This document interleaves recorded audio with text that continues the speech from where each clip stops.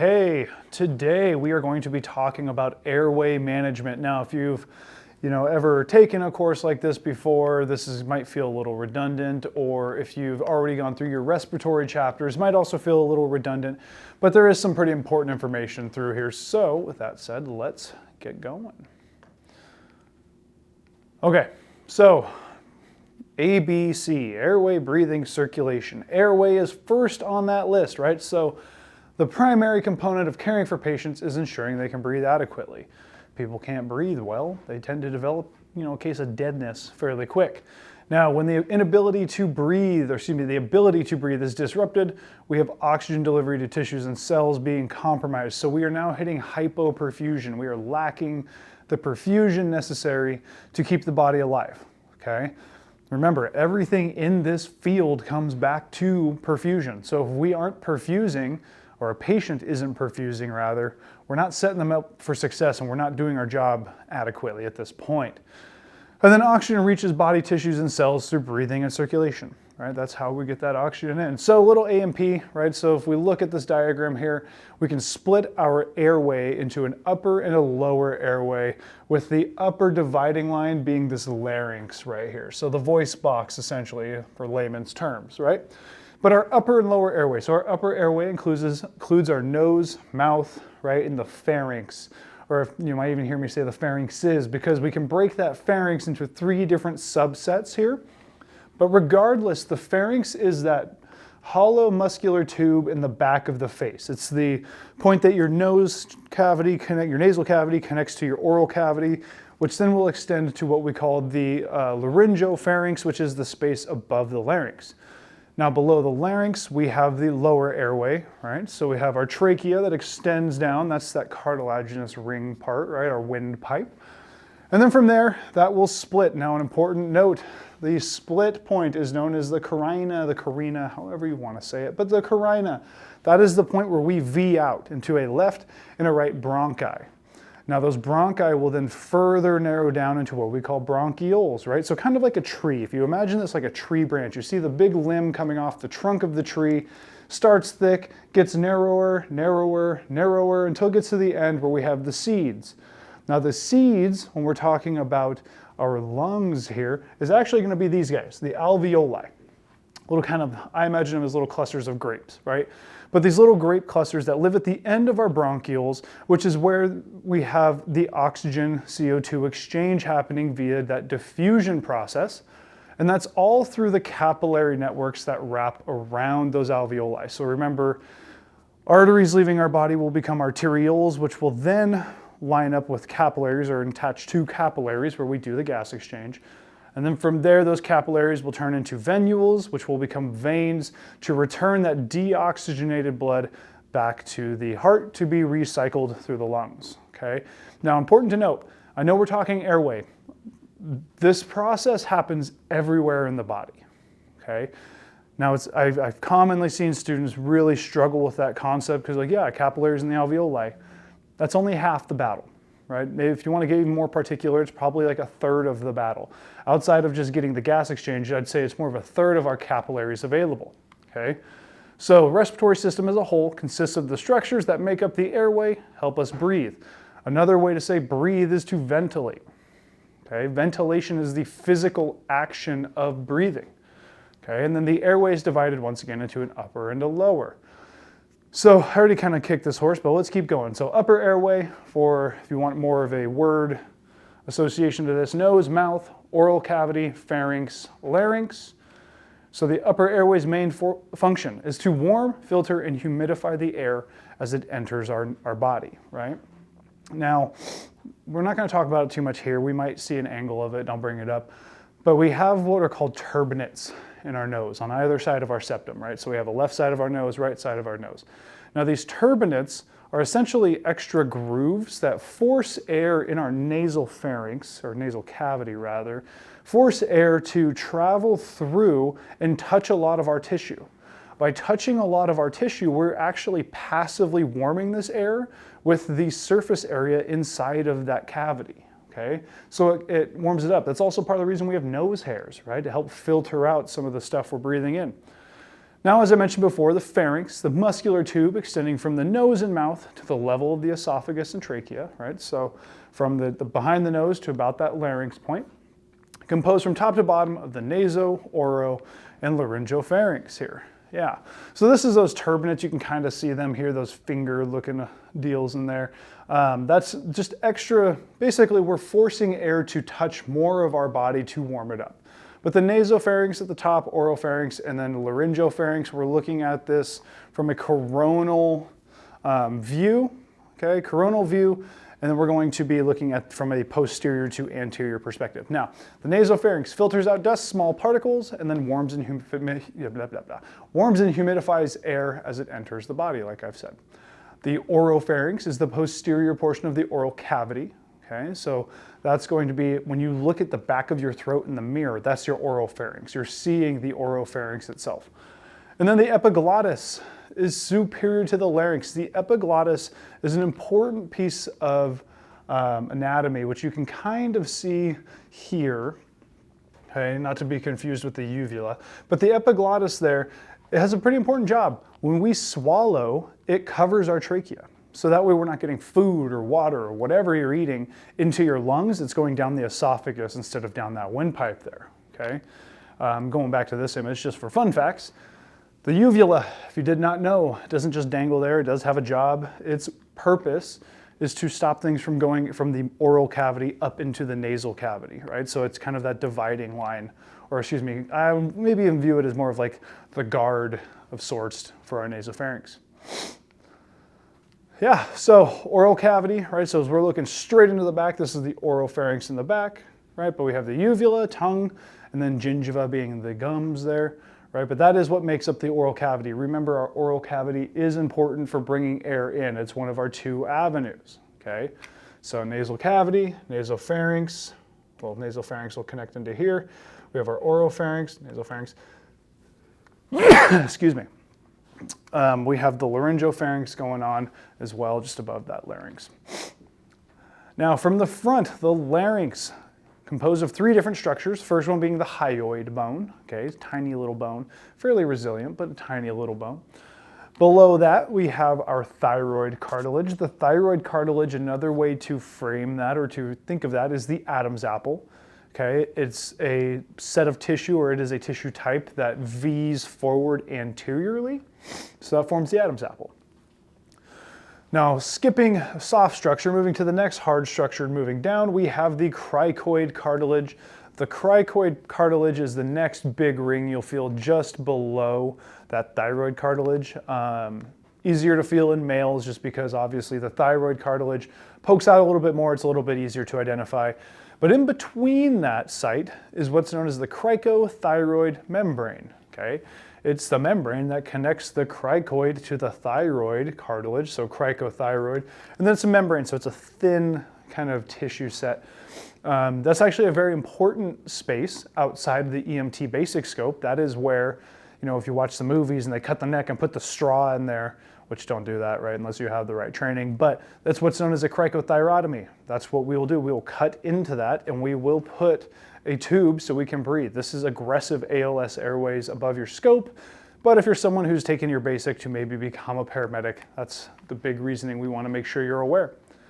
So yeah, thyroid cartilage forms a V shape anteriorly. Cricoid cartilage is the first ring of the trachea. And our glottis is the area between our vocal cords. So if we talk about from the top down view, looking at our vocal cords, there's a little opening between the cords where air will get in and out.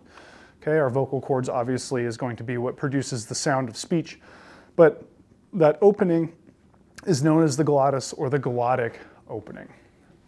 Okay, now the lower airways function. Right, upper airway, we talked about it. Humidify, warm the air, put it where it needs to be. Get it ready for where it needs to be. From there, it'll move to the lower airway, whose sole function for the most part, besides breathing, which if you think about it, this is all tied, is to exchange those gases. Okay, we need that CO2 oxygen exchange. So structures of the lower airway, trachea, bronchi, lungs. Okay, so the trachea, conduit for air to enter into the lungs. That is the piping, that is the pipeline of air to our lungs so we can oxygenate. Now that trachea will split, like I said, at the carina into a left and a right stem. Now our bronchi are supported by cartilage. Okay, everything is cartilaginous through that area. We want it to be rigid, but not so rigid that it's immovable, right? It needs to flex a little bit. And then these bronchi will help to distribute oxygen into the lungs, into the left and right here. Okay, so as you can see, thyroid cartilage, or rather our larynx, moving down the trachea, we have our split at the carina, left and right. Now inside of the lungs, we have our bronchi that will narrow out and thin out until they become the bronchioles with the alveoli at the end. Now, if you look at this image, I really like this image because it does a good job of illustrating what we call dead space, which we may talk about here in a bit. Dead space is just portions of the lung that's not exchanging oxygen and CO2. It doesn't have alveoli there. Still important, still part of the lungs. It's just not a functional piece or a functional part of that. Now, one other thing I like to make note of, once again above the basic scope, is that this image is kind of a misrepresentation. Your right lung, the right bronchi here, is actually a little lower than the left bronchi. Reason being is that anatomically, if we are choking on something, if we can get it past that left bronchial opening, we could still breathe through the left lung, which at the medic scope, if you can't get something pulled out, you're gonna try with McGill's, you're gonna try to get it whatever out you can, and it's not coming out, your plan B is to take an intubation tube and jam that whatever blockage as deep as we can, because the hope is we get it into the right bronchi main stem, we call it right main stemming, to hopefully open up the left lung, right? Now, obviously that's never gonna be ideal, but it's hard to complain about only having one lung if you're not breathing in dead, right? So we open up the one lung, hopefully, that's the whole thought process behind it, but once again, above the basic scope. Now the bronchioles, made of smooth muscle, okay?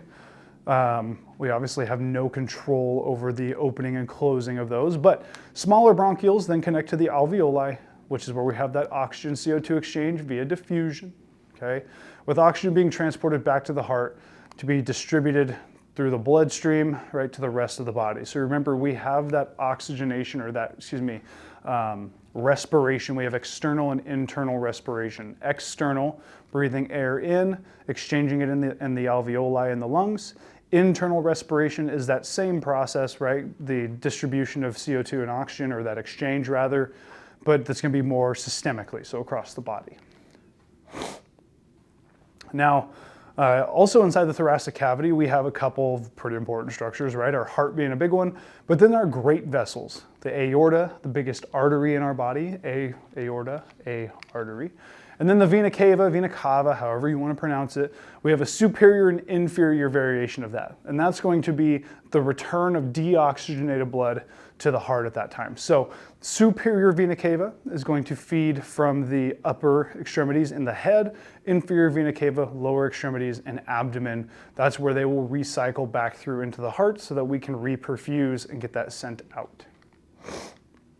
Now, another important concept is the mediastinum, however you want to say it. The way I think of the mediastinum is it's going to be an invisible line in the middle of your chest, okay? And it's going to contain some very important structures. Your heart, your great vessels, your esophagus, your trachea, your major bronchi, and then your nerves, right? Many nerves as per the slide. If you think about it, midline is going to be our spine, right? Now notice the lungs are not on here. The mediastinum is only going to be that middle line. It's an imaginary line. Okay, just understand that there are some very important structures in our central midline that we got to keep protected.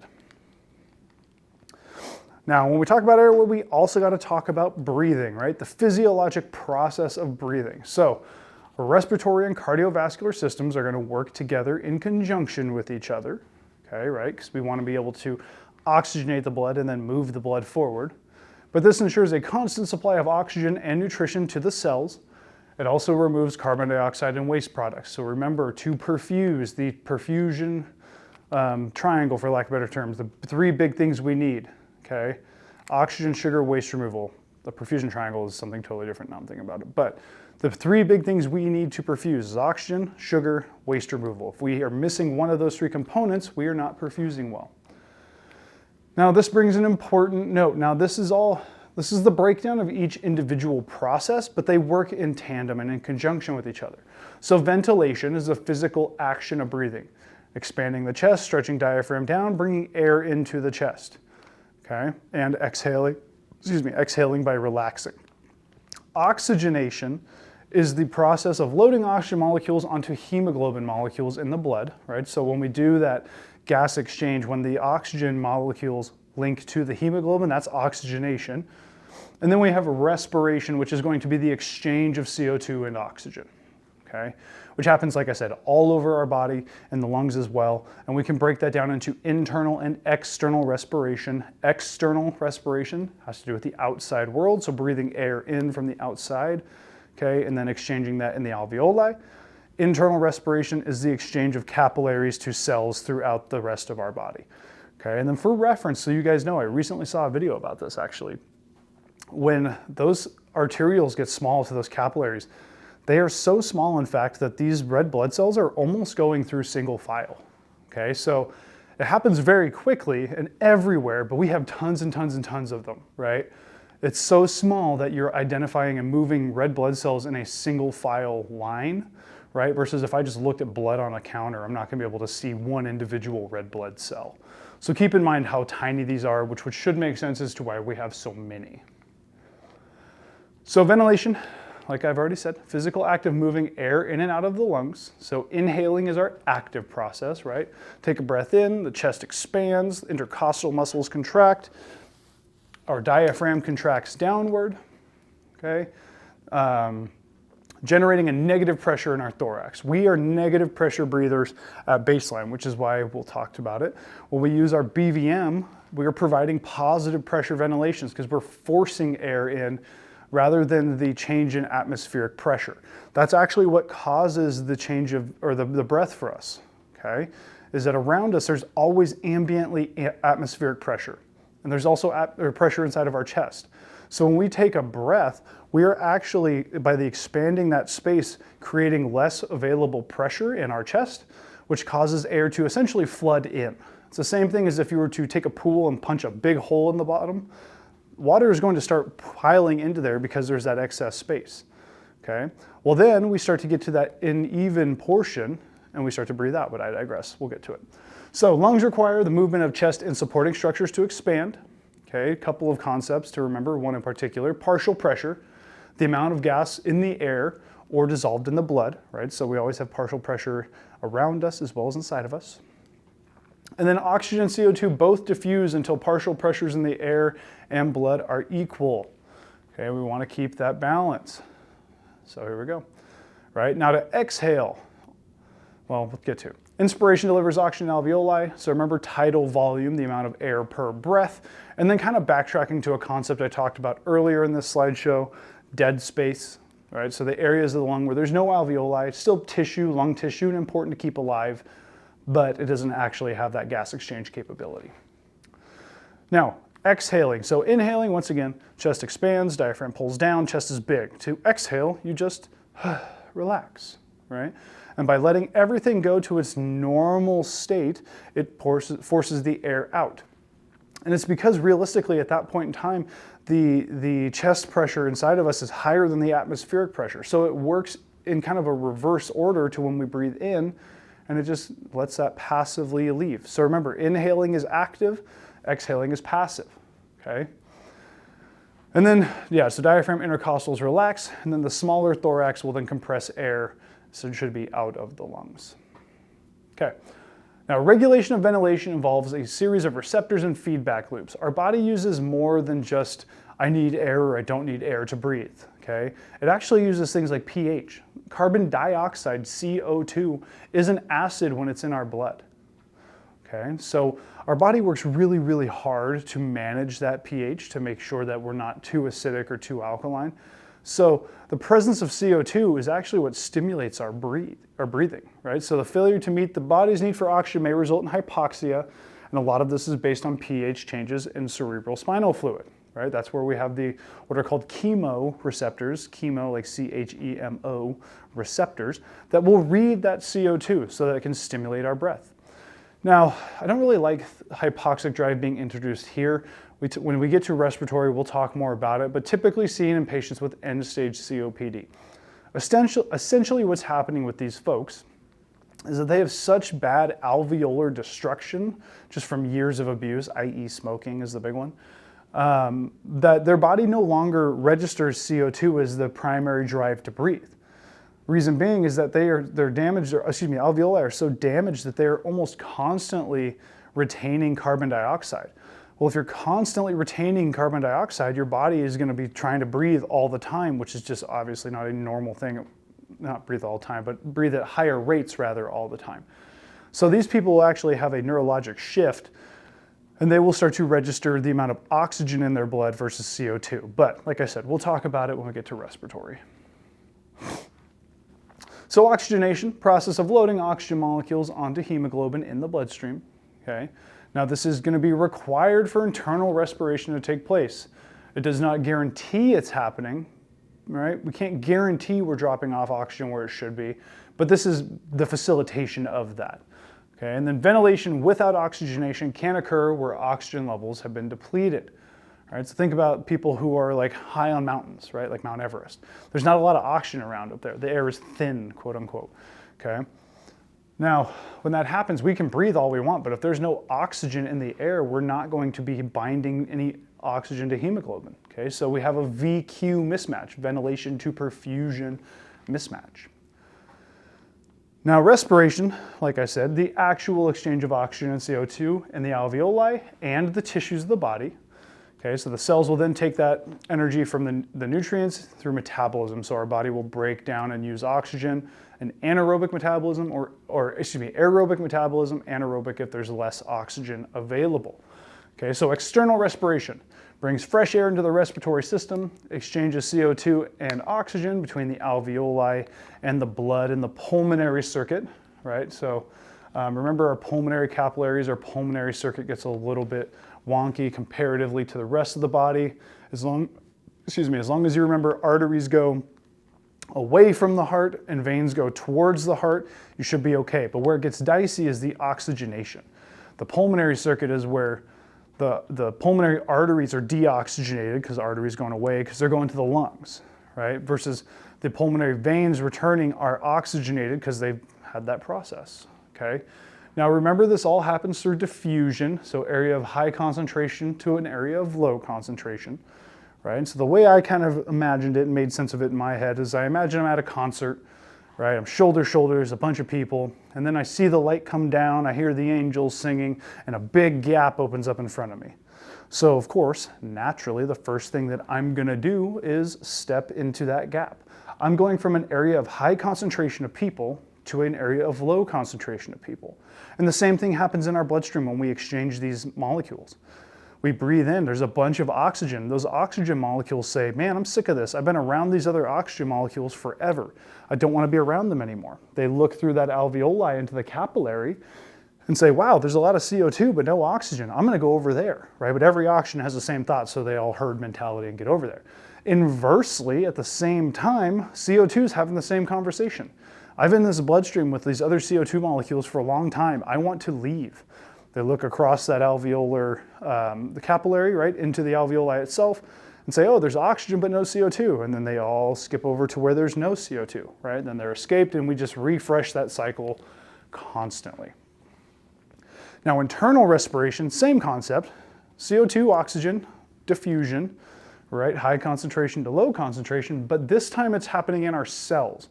Right? So this is a good diagram to really show how small these capillaries will be, right, as they drop off the oxygen and pick up that CO2, okay? But this is happening systemically.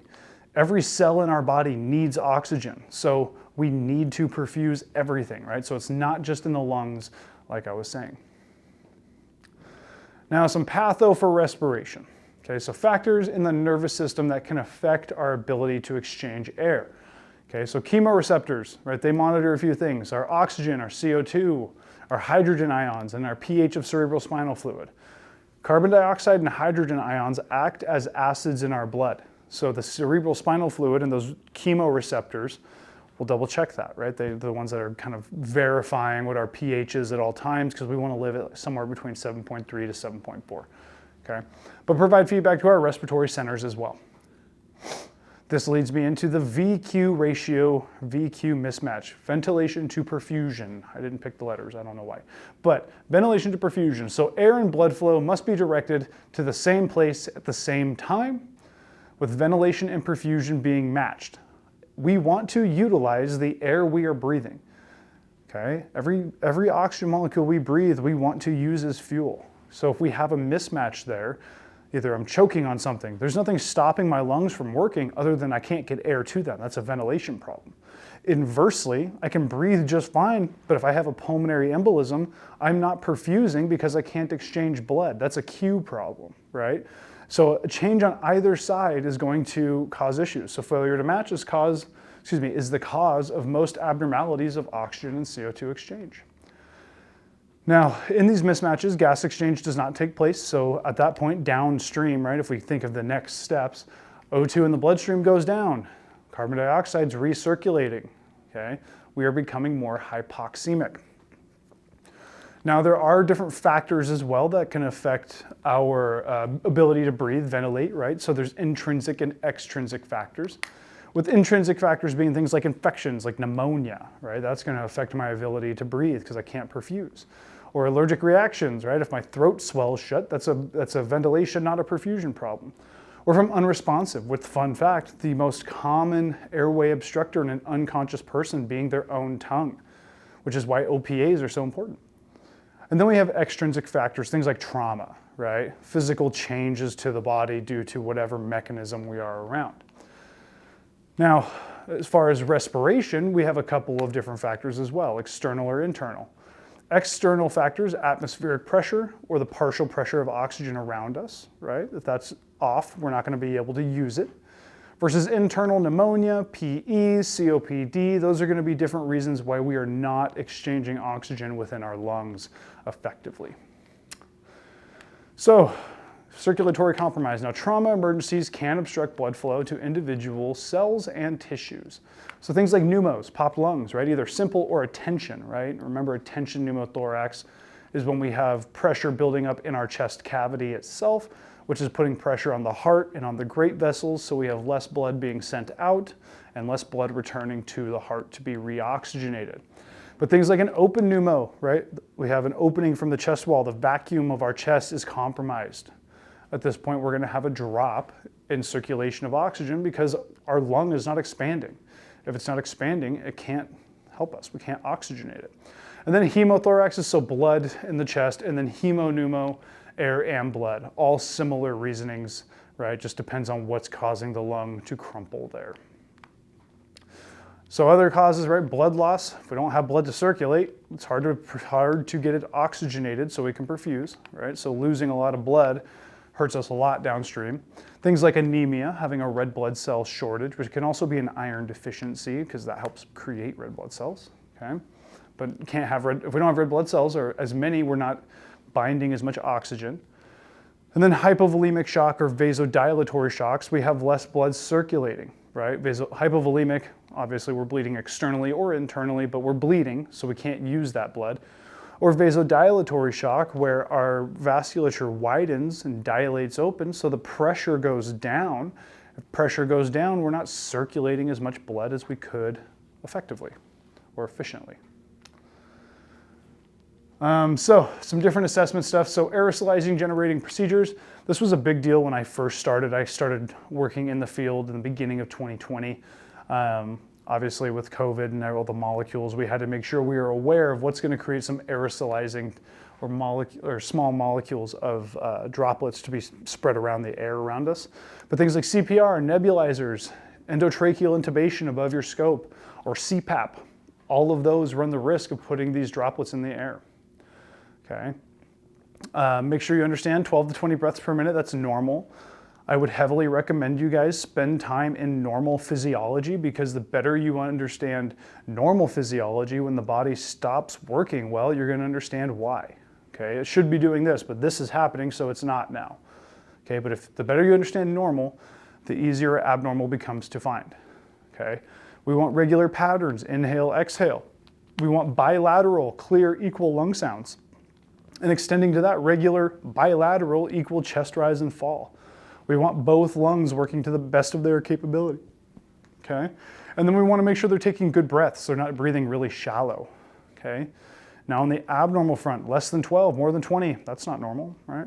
If it's not in a normal rhythm, think of Cushing's triad, right? Biot's breathing, ataxic breathing, Cheyne-Stokes breathing.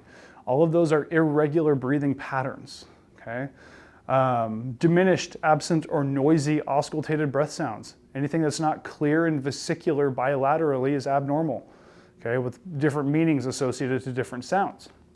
And if there's less air coming in and out of the nose and mouth, right, that just means less air is reaching the lungs. If we have unequal or inadequate chest rise, right, unilateral chest rise may indicate things like pneumothorax, okay? If they're working really hard to breathe, normal breathing is quiet, right? So if someone's really huffing and puffing and working hard, that's going to slow it down, right? Or that's going to affect circulation, or rather perfusion because of the oxygenation, but I digress. If their depth isn't good, right, they're taking shallow breaths, they're not being efficient, they're not utilizing all of their lung tissue as best they can. Skin signs, pale, cyanotic, cool, or moist, right? All potentials that we are not perfusing well. And then skin pulling around the ribs or above the clavicles during inspiration, that retraction, and we can even extend that to accessory muscle usage, which I believe should be on the next one's coming up. But yeah, they're utilizing more structures in their body to get a big breath, which is abnormal, right? Normal breathing is unlabored and quiet. If they're breathing hard and it's audible and you see extra muscles being used like their stomach or their neck muscles or their tripoding, all of these are red flags within reason, right? If it's something like where they just got done running a half marathon, well, yeah, duh, they're going to be a little bit out of breath. But if we show up to someone at their house who's been sitting on their couch for 3 hours and they're huffing and puffing and can't breathe, that's a red flag, okay? So a couple of different breathing patterns we'll talk about here. So the first one, patient may appear to be breathing after their heart has stopped. It's not uncommon for cardiac arrest patients to be doing what we call agonal gasping, which we also call guppy breathing, because they will sit there and they'll go like 6 to 8 times a minute. It's not effective breathing. They're not taking a full breath. It's just residual brain activity at that point, okay? And then Cheyne-Stokes respirations, right? So often seen in patients with strokes or head injuries. This was that Cushing's triad, right? So they go through patterns of heavy, labored, deep breathing to periods of such shallow breathing they may even become apneic, only for them to snap back and forth, okay? This is a response to head injury due to ICP, intracranial pressure buildup. Also you can make the argument for some pH changes playing a role, right? We are too acidic, now we're too alkaline, now we're too acidic, breathing too fast, too slow, too fast, too slow. Trying to find that homeostatic balance there that seems harder and harder to find. Ataxic respiration is irregular, unidentifiable pattern. So instead of being an inhale, exhale, inhale, exhale, inhale, exhale, and that normal regular rhythm, that normal cadence, it could be inhale, exhale, inhale, exhale, inhale, exhale, inhale, exhale, inhale, exhale, inhale. If there's no set cadence, no set pattern. Excuse me. Now, another one we'll talk about when you get into endocrine down the road, but Kussmaaling. Okay, Kussmaal respirations, deep, rapid respirations.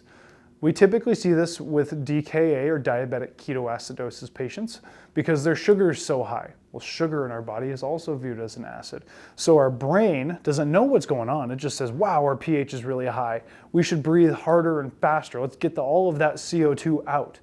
But the kicker of this one is it's not a CO2 problem, it's a sugar problem, okay? But it is a good finding for us. But regardless, anyone who's got abnormal breathing patterns, we need to get involved. If it's less than 8 or more than 20, per NREMT standard, we use the BVM and assist ventilations in conscious patients and unconscious. But if we got to assist those ventilations, okay? Sometimes it's as simple as just putting oxygen on. Now, assessment of respiration. Even though the patient may be ventilating appropriately, respiration could still be compromised, right? It's because they're breathing in air doesn't mean that they're exchanging it, right? That's things like PEs or even pneumonia, right? But level of consciousness, skin color are good indicators of respiration. If oxygen's not hitting the brain, people tend to get a little bit weird, right? So their mental status can play a big role. Now, also consider our pulse ox is considered a routine vital sign. I will come back to that, and can be used as any part or in part of any patient assessment.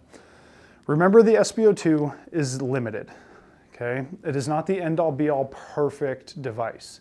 Yes, it gives us a number. We love numbers. It helps us quantify things, right? But there are a lot of reasons for the SpO2 monitors to not work correctly. Things like cold hands, dirty hands, okay, nail polish, that's the big NREMT answer you're looking for. Okay. Even things like too much light on their hands, it can wash out that sensor, so you get inaccurate readings. So just remember, it's a great piece of equipment, but judge your patient, guide your treatment through your patient's appearance. Don't just read the numbers and panic. If I have someone sitting in a classroom and they're looking, talking normal, and I put an SpO2 on them and it said they have an SpO2 of 70, I'm likely not going to believe that number unless I have some sort of visible signs to explain why it's happening. Okay. End tidal. This is a big, important one. So remember what I said about CO2. It's an acid in our body. So we want to be aware of how much CO2 we have. Okay. Our range of end tidal CO2 is 35 to 45 millimeters of mercury. Okay. So measurement of the maximal CO2 at the end of their breath, or end of their exhaled breath, right? End tidal CO2. Now, for low CO2 levels, they're hyperventilating. They're breathing off all of their CO2. So we have less CO2 returning to the lungs, okay? Which means we have reduced production of CO2 at the cellular level, right? We're not exchanging that gas effectively anymore. If we have high CO2, they're not ventilating well. This typically is something we see in cardiac arrest patients who've been found down, okay? Their CO2 levels rise because they're not breathing it off, okay? So apneic. Now, easy solution, if we have someone with a low CO2, we can breathe, low CO2 as in they've breathed off all of their CO2. We can breathe slower. If we're ventilating, maybe we go every 5 seconds instead of every 6, right? Let that build up. Inversely, we have someone who has too high of a CO2. We can bag them a little faster, maybe 1 breath every 6 seconds. Excuse me, I got that backwards. 1 breath every 5 seconds for high CO2, 1 breath every 6 seconds for low CO2, okay? Maybe even faster depending on your protocols. Now, we use both capnometry and capnography when it comes to CO2 registration, finding it, I guess is a better way to say it. Capnometry is going to be our 35 to 45. Capnography is waveforms. Typically at the medic or even advanced EMT scope is where we start to pay more attention to capnography and less on capnometry. And then we can also still get an end tidal. Now, typically this is going to be attached to BVMs during cardiac arrest calls, or anytime you're using a BVM. It's a great device. Just clicks in between the BVM and the mask. We can also get it on conscious people. They make end tidal CO2 cannulas that have a little bulb at the end that will register CO2 and feed back to your monitor. Fun facts. Okay, when it comes to opening the airway, it really depends on the situation, right? So emergency medical care begins with ensuring an open airway, A, B, C. Okay, so rapidly assess whether an unconscious patient has an open airway and is breathing adequately. If they are not, we need to position them correctly. Now, we need to have the patient ideally in a supine position so we can best manage the airway. Okay, so unconscious patients should be moved as a unit. Remember, it's going to be that log roll over. And then the tongue will be the most common obstruction, so get an OPA in there. If they have a gag reflex, pull it, let's get an MPA, but we need to deal with that tongue, okay?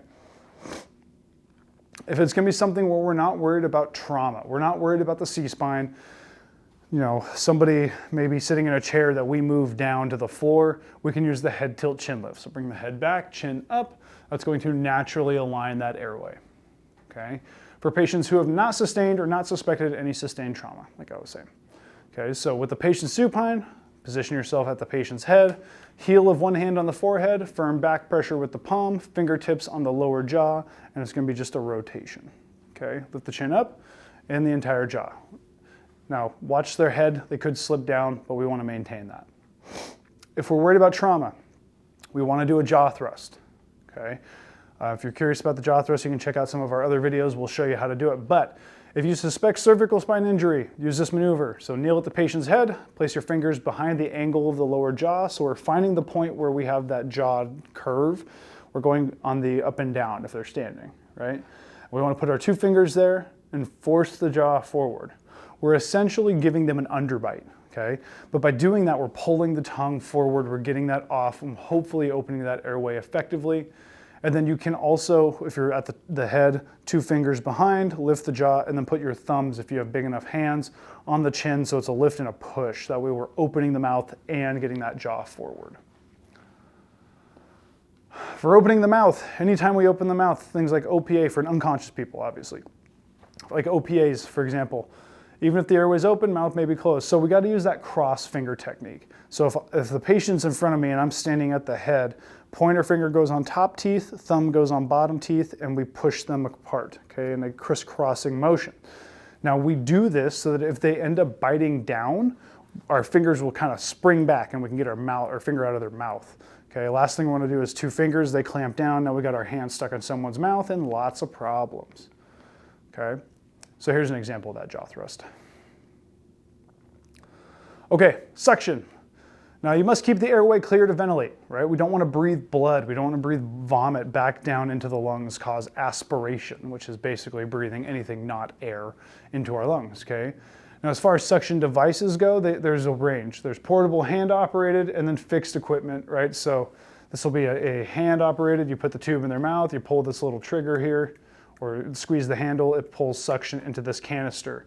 Most ambulances will have a mounted suction unit, and then a lot of, in my experience, we have mobile suction, but then fire crews have mobile suction that they will bring into calls so that we can get that going if the airway is obstructed.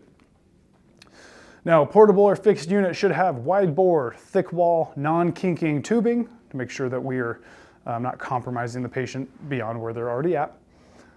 Plastic rigid pharyngeal suction tips. Typically the one we use is the Yonkauer, is what the technical name is, but because we're Americans and that's a hard word to say, we go with the brand Big Stick here in this area, okay? And then non-breakable disposable collection bottle for sure. You do not want that vomit to break. And then water supply for rinsing the tips. That one's a little bit, depending on your system. The system I worked in, if we used a suction tip, we toss the suction tip. But depends on where you're at. Now when it comes to suction, first off, check it regularly. Every single day I got on my ambulance, I would turn on my portable suction, I would check my wall suction. Do we have anything that's not working? Because if it's not, we got to fix it now. Now just operate the suction unit. Check the unit for proper assembly of its parts. Test the suction unit to ensure vacuum pressure is more than 300 millimeters of mercury. And then select and attach appropriate suction catheter to the tubing. Now when we suction, depending on the age, is going to dictate how long we suction for. And there's another technique which I'll talk about here in a moment. But never suction the mouth or nose for more than 15 seconds in adults at one time. If it's a child, right, so anywhere from like that 5 to, I'll say 11, 12 range, right, that's gonna be 10. And then infants, we're gonna go for 5 seconds. So reason being, I'm sure everyone can relate to this to some degree. They go to the dentist and they say, go ahead and close your mouth as they suction. And you can feel your whole soul getting stripped from your body, right, through that suction unit.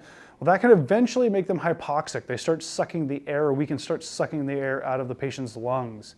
So we're actually doing more harm than good. So make sure you're paying attention to how long. Now, when the patients have secretions or vomit that can't be suctioned easily, remove the catheter from their mouth. Place the patient on their side, right? So we have a natural clearing, and then I would be really hesitant to put a gloved finger in their mouth ever, but maybe reattempt suction. Or if you have a suction tip that got clogged, put them on their side, get a new tip going, have someone do that while you're monitoring your patient here, okay? Now, if the patient produces frothy secretions as quickly as you can suction them, suction the airway for 15 seconds, ventilate for 2 minutes, and then continue this in an alternating pattern, right? Sometimes you're gonna have to breathe through the foam. Now, anytime we're talking about suction, we have to be particular about when we apply it, okay? So anytime we suction on the withdrawal.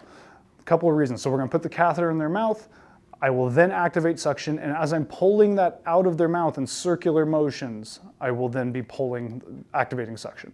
The reason we do this is that one, you can only suction as far as you can see. We don't want you just jamming that down into someone's throat, because what if you go into the trachea, right? Suction as far as you can see.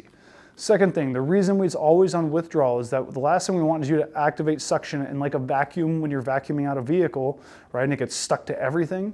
We could accidentally catch the tongue or the cheek, right? And then we're not doing any good for anybody. So get it where you want, activate suction, circular motion on the pull out, okay? For airway adjuncts, kind of mentioned them a couple times, but OPAs, NPAs, oropharyngeal adjuncts, nasopharyngeal adjuncts. But prevent the obstruction of the tongue and allow for passage of air and oxygen into the lungs. Okay, so our OPAs, oropharyngeal airways or adjuncts, keep the tongue from blocking the upper airway and make it easier to suction the oropharynx, right? We're isolating it a little bit better. Now, indications: if we have an unresponsive patient with a gag reflex or an apneic patient who's being ventilated with the BVM, we need to use an OPA. Okay? Above your scope, we may start introducing other things that negate the OPA, but an OPA is still a fantastic starting spot. Now, contraindications: if we have someone conscious, yeah, if you try to put something in someone's throat while they're conscious, they're gonna gag, they're gonna throw up. But more so, overarching, contraindication to OPAs is going to be an intact gag reflex. We cannot have an intact gag reflex. For nasopharyngeal adjuncts, used in patients who are unresponsive or have an altered level of consciousness with an intact gag reflex. So we tried the OPA, they gagged, let's pull it, let's put an MPA in, okay? And if they're unable to maintain their own airway spontaneously, once again with gag reflex, we can use the MPA. Now, indications: semi-conscious or unconscious patient with an intact gag reflex. You can put this in conscious people. I was a poor soul who made a bad choice in medic school and volunteered to have one put in my nose, and I can tell you they feel awful, okay? But it did open me up. Now, patients who will not also tolerate an OPA, for obvious reasons, gag reflex. Contraindications: severe head injury with blood in the nose, right? We just don't know where that bleeding is coming from, because if they have a fractured nasal bone or they have a skull fracture, we could end up accidentally pushing that into their brain, and I feel like that's fairly straightforward as to why that's a no-go, okay? But be careful, know your indications, contraindications for OPAs and NPAs. For maintaining the airway, we can use the recovery position. Now notice we're putting this example here, left lateral side, we want to be on the left side. Helps to maintain the clear airway in an unconscious patient who's not injured and breathing on their own. Okay, if they have an intact, or if they're breathing on their own, we're not super worried about it, right? We can put them on their side and that'll help keep it open. As far as supplemental oxygen goes, always give oxygen to those who are hypoxic, right? If they're below that 94 to 100, there's no reason to not try to get them back to at least 94. It's an easy thing we can fix as EMTs, okay? Now, some tissues and organs are gonna need constant supply of oxygen to function normally, like our heart and our brain, pretty important ones. And never withhold oxygen from someone who might benefit from it. So, remember our oxygen cylinders contain compressed gas, usually 2,000 to 2,200 pounds per square inch. With nowadays there being liquid oxygen, that's gonna be more your home ones for mostly patients who will be using it. They'll be living on oxygen more frequently. Now, when it comes to our cylinders, gotta be safe with it, right? We don't want these things breaking and flying around, right? These are missiles, 2,000 pounds per square inch of air in these metal tanks. If that stem breaks, that's launching, okay? So handle the cylinder carefully. Make sure you have the correct regulator, okay? Punctured hole in a tank can turn it into a missile, kind of like I was saying. And then secure the cylinders when stored in an ambulance and when used during transport. At the agency I worked for, it would be at the head of the gurney and it would be sideways double strapped in so that it could not fall over. The pin indexing system, this is a big deal when it comes to regulators, and depending on what part of the country you work, at least here in the US, right? Most systems are gonna carry oxygen, if not all systems. Some systems may carry things like nitrous. So this pin indexing system is really important. What it essentially does is it makes it so that the regulator for oxygen can only go onto oxygen tanks. Same thing, nitrous regulators can only go onto nitrous tanks. It just helps to avoid that issue, okay? So we're not giving the wrong thing. But our regulators, so the regulators take that 2,200 pounds per square inch and kind of breaks it down into bite-sized pieces, usually 40 to 70 pounds per square inch, right? And depending on the mask we use, dictates how many liters per minute we're administering. So the final attachment for delivering the gas is either a quick connect female fitting or a flow meter, okay? With flow meters usually being permanently attached to pressure regulators in emergency medical equipment, okay? With pressure compensated flow meters and board engaged flow meters being examples. Now, hazards of supplemental oxygen, combustion and oxygen toxicity. We'll get into combustion, but kind of a trick question. Oxygen is not flammable, right? Everyone thinks oxygen's flammable. Oxygen is fuel and it's an accelerant, but itself is not a flammable gas, right? There's a reason you can't just light a fire and it's gonna light the whole room on fire, right? So combustion, oxygen does not burn or explode, but does speed up the combustion process. Now that doesn't mean we shouldn't, we should play with that fire, literally. Keep it away from fire sources, make sure the area is ventilated, and never leave an oxygen cylinder standing unattended. Never, ever, ever standing upright at the base. Always on its side, or if it's on the base, hands around it, managing it so it will not fall. Now, oxygen toxicity, this starts to play a role in those COPD patients like I was kind of mentioning, that hypoxic drive, right? But not all patients need high concentrations of oxygen, with oxygen being detrimental to some people like COPD. Most COPDers live anywhere from 88 to 92% at room air, and that's their normal. Their body can't tolerate more oxygen than that because of the shift due to their condition, okay? So we can over-oxygenate these people, so just keep that in mind, be careful. Okay, and when pulse ox available, tailor oxygen therapy to administer the minimum amount necessary to maintain 94, at 94, maybe even a little above. We do not need to be at 100% on every single person. For our equipment, the big one's non-rebreather, BVM, and nasal cannula. I just want to see something. Yeah. So non-rebreathers, preferred way to give oxygen in the pre-hospital setting.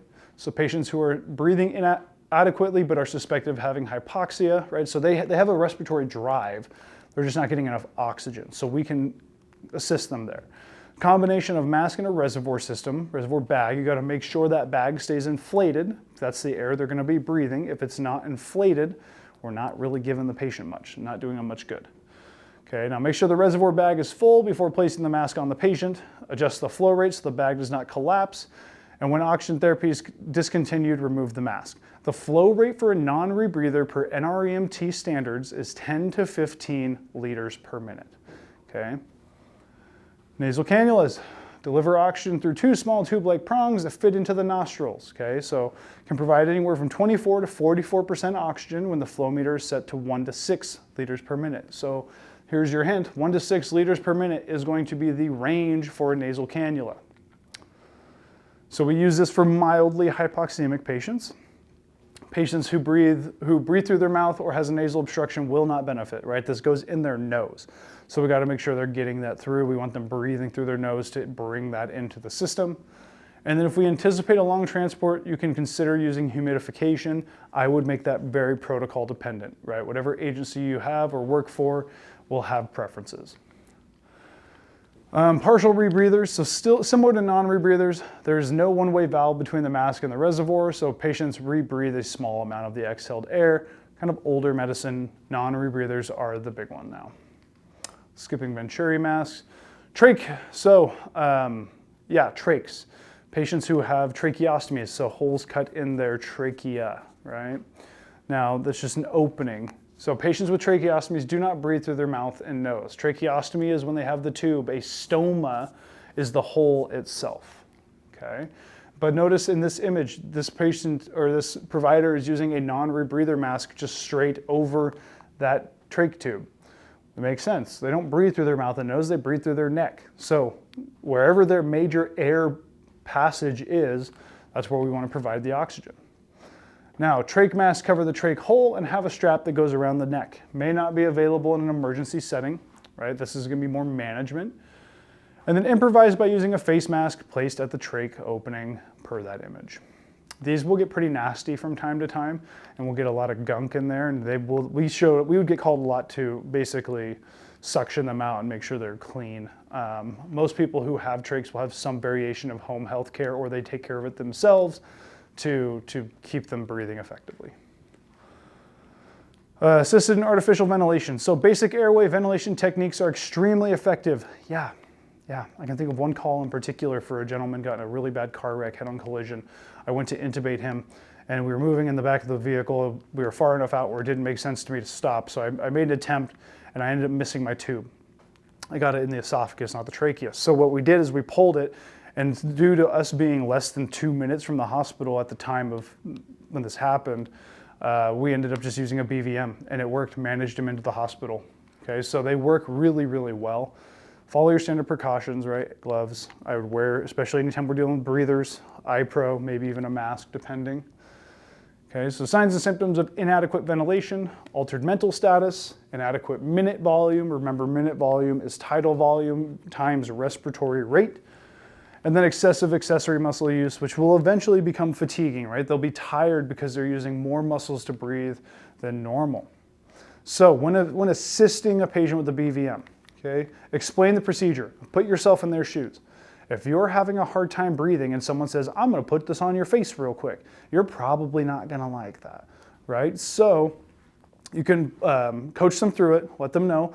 You're going to place the mask over their nose and mouth. And then every time they take a breath, you're going to give a little squeeze of that bag. Just help them finish the breath. We don't want to overinflate, but just help them finish the breath. And then after 5 to 10 breaths, right, we're going to start shifting towards our normal tidal volume and minute volume. So 5 to 10 breaths, we're working our way towards delivering 1 breath every 5 to 6 seconds. Okay. For artificial ventilation, so once a patient is not breathing, we can use artificial ventilation. So we have options: mouth to mask or 1 or 2 person BVM. Depending on your system, I doubt you use mouth to mask. Can't speak for everybody, but likely not if you have a BVM available. Okay, but normal ventilation versus positive pressure. So remember, we normally breathe with a negative pressure. We are negative pressure breathers. Okay, so in normal breathing, diaphragm contracts, negative pressure is generated in the chest. With positive pressure, when we use a BVM or CPAP or even mouth to mask, we are forcing air into the chest. It's not the natural exchange. So keep that in mind. That's the big difference. So positive pressure ventilation increases the intrathoracic pressure, which reduces the blood pumped by the heart. Right now we're putting pressure on the heart just because the chest, or excuse me, the lungs, as they expand, are going to start taking up space. Okay. Sorry about that. Now, more volume is required to have the same effect as normal breathing. Now, the risk we run with positive pressure ventilation is gastric distension, meaning we start pushing air into the stomach and not the lungs. And essentially, you're just inflating the stomach. You're making the world's worst water balloon. You're filling the stomach with air, so eventually when that stomach gets too full, it's going to regurgitate. So you'll be dealing with vomit at that point. For mouth-to-mouth and mouth-to-mask ventilation, use a barrier device. Once again, likely not going to happen at the EMT scope. And the mask with an oxygen inlet provides oxygen during mouth-to-mask ventilation. But we will primarily use this BVM. Provides less tidal volume than mouth-to-mask, right? Because obviously we're not using our chest, right? The same volumes that we can enforce, so we can use with our chest. Excuse me. With experienced EMTs being able to provide adequate tidal volume, right? The average tidal volume for humans is about 500 milliliters. Depending on which bags you use in your system, some of them can be anywhere from 500 to 1200 cc's of air. Okay, so that can really, you could run the risk of overinflating people quite easily if you're not careful. Okay, so just keep that in mind. We don't need to crush that bag every time. So, like I was saying, gastric distension occurs when artificial ventilation fills the stomach with air, right? We are now pumping that stomach up. At this point in time, we are creating, like I said, the world's worst water balloon. Now, most likely to occur when you ventilate the patient too forcefully or too rapidly, right? So that's why we want to not over-breathe for these folks. We don't want to necessarily give them that 1200 cc's. And then may also occur if the airway is obstructed. If there's some sort of tracheal blockage, we could have the potential of just redirecting air into the stomach. Keep that in mind. Now, to prevent or alleviate this gastric distension, ensure the patient's airway is appropriately positioned, so head tilt, chin lift, or jaw thrust, depending on the circumstance. Ventilate at the appropriate rate, so for adults, 1 breath every 5 to 6 seconds. For peds, 1 breath every 2 to 3. Okay, and then ventilate with the appropriate volume. And then if we start to see a distended abdomen, they're looking really bloated, we got to recheck and reperform a head tilt chin lift or reposition the head. Okay, we want to make sure that we're not just continually inflating that stomach. Now, an interesting concept, passive ventilation. When we talk about CPR, we're actually talking about passively breathing, right? As we push down, we're forcing air out. As we let the chest come to full recoil, air will naturally kind of settle itself back in, Okay, so passive breathing when we're doing chest compressions. So that's a big reason why most systems, or a lot of systems nowadays, for layperson CPR are teaching hands only. It's not as effective, clearly, as ventilating with CPR, but it still gets oxygen circulating. And then if we use an OPA and oxygen on top of that, right, doing a good job. Now, realistically, AHA standard 30 and 2 with 2 ventilations there is going to be preferred. And then in the back of an ambulance, it's not uncommon for paramedics and medics to use ventilators, vents otherwise known as. Okay, so automatic transport ventilator, manually triggered device attached to a control box with a lot of different variables for ventilation. We can set the amount of breaths, we can set tidal volume, we can set PEEP, we can set centimeters of water, different things, okay? Now this is once again mostly out of the EMT basic scope, but where it does apply is if you are an EMT basic and you are in charge of the airway or you're bagging, if you get them onto a ventilator, that basically takes your job for you, and now your hands free to help with whatever tasks you need, okay? Now, lacks the sophisticated control of a hospital vent. Those are very dialed settings with respiratory therapists being the primary people on those. But it does, like I said, open you up for other tasks. So you can have a little bit more availability to be helpful elsewhere. CPAP, okay. CPAP. Non-invasive ventilatory support for respiratory distress, continuous positive airway pressure. Now, many people diagnosed with obstructive sleep apnea wear a CPAP unit at night, so the sound should sound kind of familiar, and becoming widely used at the EMT level. At the paramedic scope, it actually got, I don't want to say got rid of, but it did limit the amount of nasal intubations because CPAP basically was doing the same job for conscious folks. Now, mechanism of CPAP, it increases the pressure in the lungs, okay? So it's continuous air. Think about it like you're driving down a freeway and you put your head out the window and take a big breath, right? You're gonna get a big inundation of air. So increases pressure in the lungs, and by increasing that pressure, it opens alveoli, okay? Which is gonna push more oxygen through the alveolar membrane. You're forcing oxygen across. Now, if there's, because of back pressure as well, it can actually force fluid back into pulmonary circulation as well. So things like CHF is going to be a big one when we use CPAP, if we hear crackling. But therapy is delivered through a mask held to the head with a strapping system, okay? So use caution with patients with potentially low blood pressure as well. A couple things. So patients who are having a hard time breathing, and we're gonna use CPAP, coach them through this. Those masks can be anxiety inducing because we have to literally strap them to their head.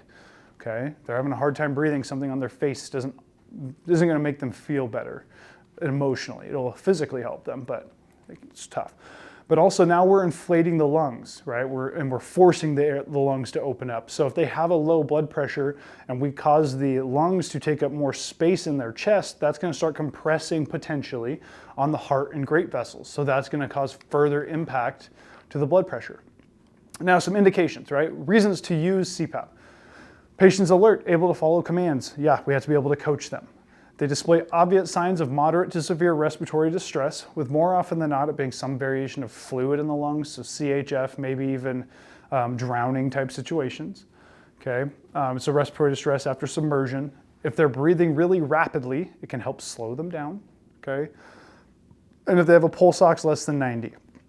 They're hypoxic. Now, notice how small that indications list is. We're going to see how big the contraindications list is now.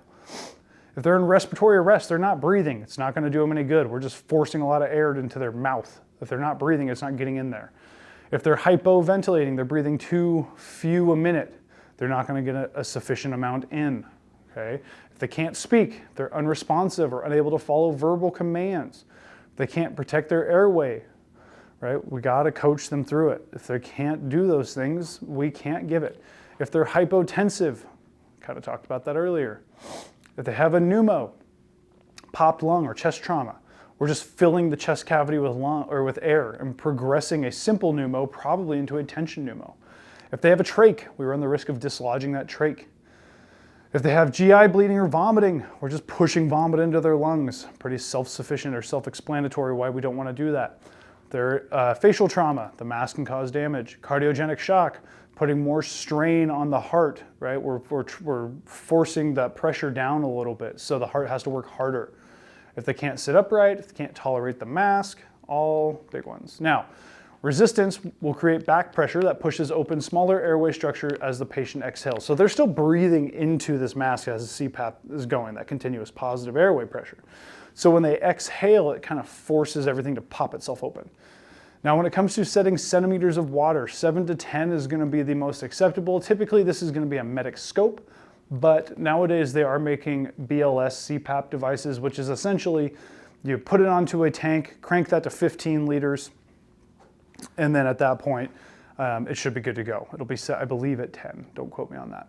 And I know I skipped it, thinking about it now. Non-rebreathers, our oxygen level is 15 liters per minute or high flow oxygen. 15 liters and high flow are synonymous terms. Depending on your system, I know there are some regulators that will go as high as 25. Typically 15 is going to be the cap for us at the NREMT level. So complications of CPAP. Some people will find it claustrophobic. If they have weak lung tissue, we can actually pop a lung. We can cause more damage, barotrauma, provider-caused trauma. We can lower blood pressures. Now, if a patient shows signs of deterioration, CPAP's not helping, we can use our BVM and just breathe for them that way. We can manage with the BVM with CPAP unavailable.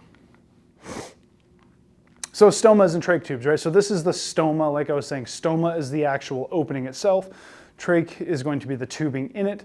But patients who have had a laryngectomy have a permanent tracheal stoma, known as a tracheostomy. Okay, so with these people, unsurprisingly, head tilt, chin lift, or jaw thrust isn't going to work because they breathe through their neck. Okay, so we don't need to do jaw thrust, head tilt, chin lift. If the patient has a trach tube, we can actually ventilate through that tube with the BVM. A lot of devices in medicine are universally sized, so your BVM should fit directly onto that trach opening. Now, if the patient has a stoma, but no tube in place, we still need to ventilate for them. We're going to take a BVM, but instead of the adult mask, we're going to take that off and put a kid's mask on. And then we're going to put that mask right over that stoma and create a good seal, okay? Now, this will help us, bag for them. Now, if we can't ventilate and they have a stoma, try suction, okay? Try to clear that out. If that's not working, worst case scenario, plug the stoma with your thumb, some variation of something where air is not going to escape through the hole, and then you can start ventilating through the mouth. If there's a blockage below the stoma level, hopefully your ventilation will push that blockage further, and then potentially right main stem, which then we can get them to a hospital and they can go into surgery to remove the blockage and still have a good lung after. For obstructions, if an obstruction completely blocks the airway, true emergency, choking. If they're choking, they can't breathe, that's an emergency, right? Will result in death if not treated immediately. Okay, if they aren't breathing, right, they're gonna die. So in an adult, it usually occurs during a meal. People don't chew when they eat, at least adults, right, or we're talking or doing whatever. In kids, it can occur at while eating, playing with small toys, or even crawling. Remember, kids put things in their mouth, like coins is a big one I've seen, or hard candies is another one. Or even while they're eating and playing, there's always some variation of that with kids, right? They take a few bites, they do their thing at the barbecue, go back, take a few bites, do their thing at the barbecue. Try to limit that as best you can if you're a parent. Once again, tongue is the most common airway obstructor. Now, causes of airway obstruction that don't involve foreign bodies, so things like swelling or infection, like dental abscesses can cause something like that, or allergic reactions, right? Anaphylaxis, or maybe even trauma. They've damaged the throat tissue itself. Now, for patients with mild airway obstruction, okay, mild airway obstruction, they can still exchange air, but are having a harder time breathing, but they're still moving air, right? We'll note noisy breathing, wheezing, or coughing. If they are exchanging good air, we don't want to interfere. If they can breathe, we want them to breathe. We want them to try and cough up the object on their own, okay? And if they cough, you can have them take potentially open their mouth and take a look from time to time, but we want them to cough that up themselves. Now, if air exchange is poor, right, the patient might have increased difficulty breathing, things like stridor, cyanosis. Let's try and get that blockage out, right? So adults, kids, if they're able to stand, we'll do the Heimlich abdominal thrusts until they go unresponsive, at which point we'll start CPR, or we clear it, right? So with severe airway obstruction, they can't breathe, can't talk or cough. Some of them might show the universal sign of choking, which is the 2 hands around the neck.